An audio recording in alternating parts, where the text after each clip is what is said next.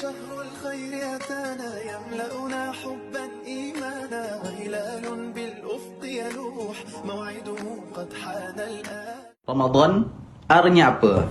Assalamualaikum warahmatullahi wabarakatuh. Salam Ramadan Karim. Ramadan bukan sekadar bulan menahan lapar dan dahaga. Ramadan adalah bulan rujuk kembali kepada Allah. Allah berfirman di dalam surah Al-Baqarah ayat 185, bulan Ramadan itu diturunkan padanya Al-Quran sebagai petunjuk bagi sekalian manusia. Ramadan adalah bulan Al-Quran.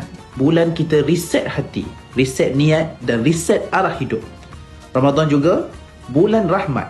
Allah Subhanahu Wa Taala berfirman, dan rahmatku meliputi segala sesuatu. Dalam bulan ini, pintu rahmat dibuka seluas-luasnya. Persoalannya, adakah kita membuka hati kita seluas itu juga? Ramadan mendidik kita mengenal Rabb, Tuhan yang memerhati, yang maha dekat. Tujuan puasa disebut jelas dalam surah Al-Baqarah ayat 183. Agar kamu bertakwa, la'allakum tattaqun.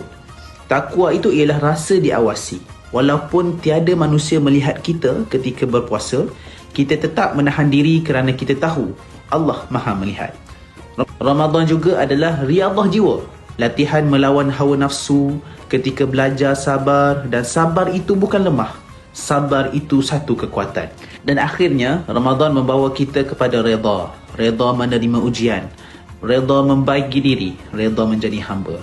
Moga Ramadan kali ini bukan sekadar rutin tahunan kita, tetapi benar-benar membentuk hati yang lebih dekat dengan Allah. Ramadan, rujuk, rahmat, riyadhah dan juga redha. Wallahu alam. Assalamualaikum warahmatullahi wabarakatuh.